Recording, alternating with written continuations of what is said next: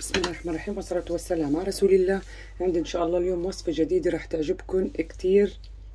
حلا البريوش بالكاسات، يعني ممكن نستعمله أي حلا، يعني خبز الحليب أي شيء. هون عندي كاسة من الحليب الدافي، يعني عندي هون معلقتين طعام من السكر، هي واحدة بسم الله وهي الثانية، وبدي أخلطهم منيح مع بعض ليدوب السكر. بتحبوا تزودوا الحلا هذا برجع لكم، لأنه الحشوة بدنا نعملها شي حلو. بسم الله. تابع لنا سكر، عندهم حوالي 5 معالق كبار من الزيت النباتي، أو يعني أقل من شي ربع كاسة. الكاسة طبعا هي الكاسة المعيارية اللي أنا بستخدمها. هاي شايفين كيف الرغوة بتصير عندي.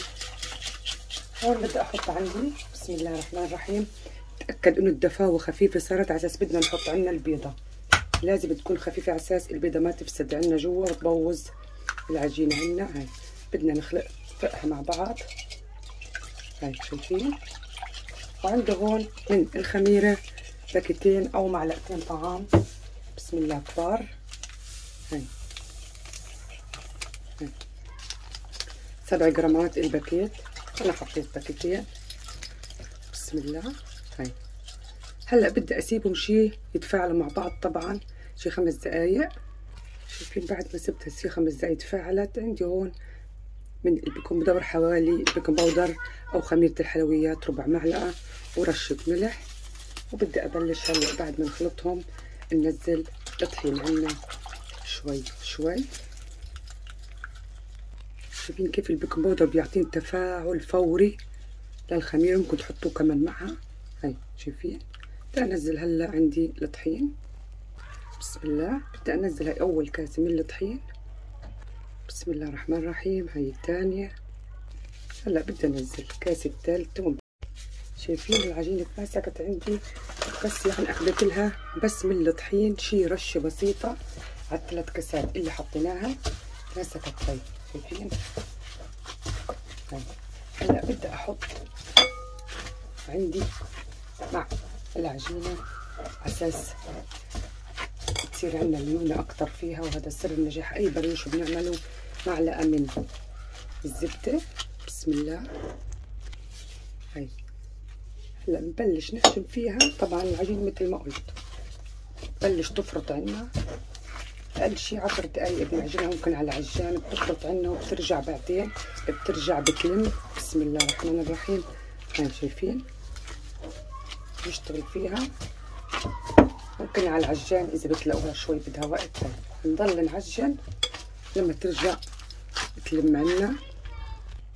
شايفين. هاي تميت أعجن بالعجينة، طبعا هي بتفرط مثل ما قلت بالأول وبترجع بتلم. هاي شايفين هاي النعومة. بدنا نريحها أقل شي نص ساعة. هلا هاي نريحها نص ساعة وبنرجع لها لما تخمر. هلا شايفين بعد نص ساعة سبتها تختمر، وبدي هلا اطلعها ارشها بشوية طحين ونقطعها بسم الله الرحمن الرحيم. هاي شايفين كيف العجينة كتير ملمسها ناعم وطرية. هاي مثل الملبن. هون نتأكد ان احنا منظفين، نحط له شوية طحين بسم الله الرحمن الرحيم ونبلش نقطع. طيب القطع اللي انا بدي اقطعها هاي يعني حوالي قد حجم الطابة الصغيرة. أنا قد ما بدنا نقطعها راح ترتاح وترجع تتخمر عنا بسم الله. طبعا أنا هون هيني قطعتهم، ريحهم بس شي 5 دقايق، وبدي أحشيهم بحشوة النوتيلا أو الملك أي نوع، ممكن بس تحشوهم بالسمنة أو الزبدة. وبدي أبلش بالراحة أحط شوية طحين أرق. هلا بدي أرق. طبعا هيك أنا مبدئيا بدي أعملها مثل ما قلت بالشوكولا. بدي أحط فيها، بدي ألفها أرقها بشكل دائري. بدي أحشيها بالنوتيلا أو الشوكولا. وعندي هون كاسات من الورق يعني بشكل جديد. هاي عندي كده هون كاسات من الورق، دهنتهم بالزيت ورشيتهم بشوية من الطحين على اساس احط القوالب في قلبها تكون قالب. هون بدي اقصها، شايفين بعد ما الشكل الدائري بس افتحها فتحة واحدة ممكن بالسكينة. وبدي احط عندي هون النوتيلا، الفها عليها النوتيلا او الشوكولا، ممكن تحطوا بس زبدة، كله اختياري، تحطوا سكر، تحطوا مكسرات اللي بدكم اياه. هاي شايفين، بسم الله الرحمن الرحيم. هاي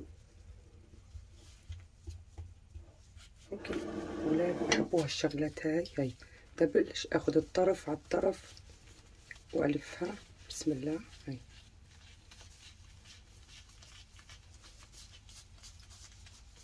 شايفين، وبدي احطها هلا بكاسة الورق اللي عندنا. هاي بدي احطها مثل ما قلت بالكاسة ونسيبها على جهة، نبلش نعمل اللي بعدها بنفس الطريقة.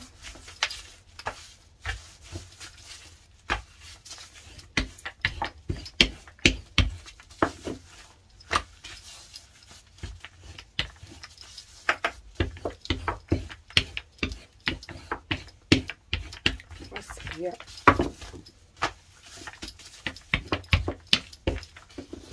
هاي نقص بنحشي ونلف بنفس الطريقة على السريع. تحبوا تكبروا القطعة هاي بيرجع لإلكم كمان.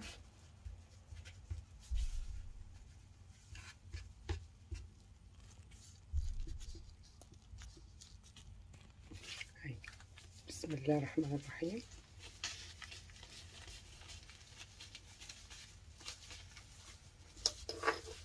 هاي نحطها نفس الشي بكاسة الورق. هاي نسيبها تتخمر، نخلص كل القطع ونرجع.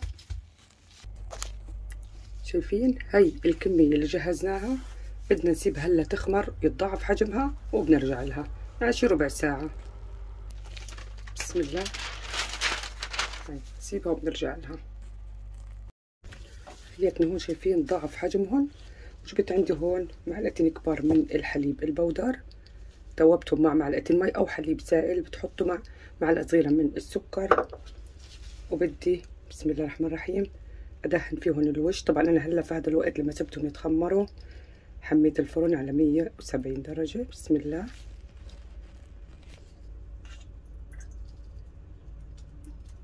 بسم الله. هاي وصفة طبعا جديدة بتعجب الاولاد طلاب المدارس، يعني احنا الكبار مع كاسة قهوة. الوصفة كتير سهلة طبعا وبشكل جديد. هاي بسم الله. بدي احاول اشرب الوجه كله. وطبعا بدي ارش على الوش اختياري حبوب من السكر، الخشن هذا كله بيرجع لكم. ممكن تحطوا سمسم، ممكن تسيبوه هيك حسب المتوفر. هاي وبدي احطهم عندي هلا بالفرن اللي حميناه. هاي شايفين الكاسات طلعوا عندي اسا سخنين من الفرن. هاي شكلهم، شايفين شكلهم بشهي. طبعا هلا اخذوا في الفرن على 170 درجة بالضبط شي 25 دقيقة ل 28 دقيقة. هلا بس شوي اسيبهم يبردوا عشان حرارة الفرن، ونطلعهم من الكاسات. بسم الله ونشوف كيف لسه سخنين. طبعا اول كاسة عنا مثل ما انتم شايفين لسه طبعا ها سخنين. بدي افرجيكم اللف تبعها، شايفين كيف شكلها، قد ما اقولكم شي روعة. هاي نشوف سبتهم شوي برضو بدي ابلش اقص. بسم الله الرحمن الرحيم. طبعا الكاسات مثل ما احنا شفنا دهناهم عنا. بسم الله الرحمن الرحيم.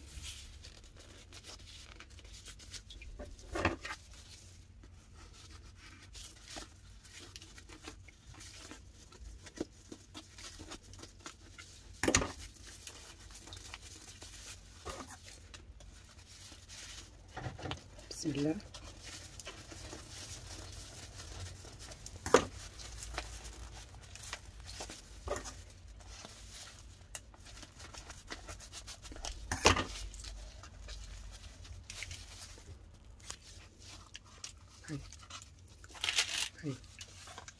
تاني كمان. طبعا الافضل مثل ما قلت ندهنهم بالطحين بالزيت.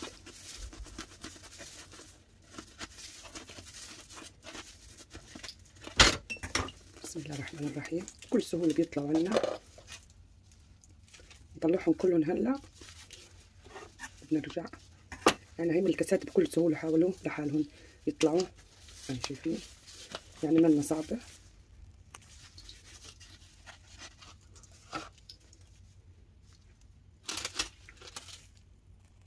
طبعا هون انا بعد ما فكيتهم من بعض جبت عندي هون معلقة من الشيرة، بس بدي ادهن الوجه عندهم للتلميع. ما بدكم ممكن تحطوا عليهم من مربى المشمش. يعني شايفين هذا اختياري، بس تعطي لمعة. هي ممكن تدهنهم كلهم كمان الوش والجناب. شايفين كيف شكلهم كلهم متحمرين. يعني الوصفة هاي ان شاء الله بتعجبكم وبتعجب الاطفال. الاطفال بيحبوا هيك وصفات مميزة. بسم الله الرحمن الرحيم.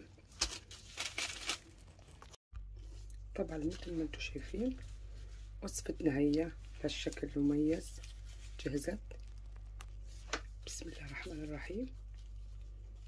شايفين كيف نفس اللفة اللي احنا لفيناها هي بتلف معنا كلها نوتيلا.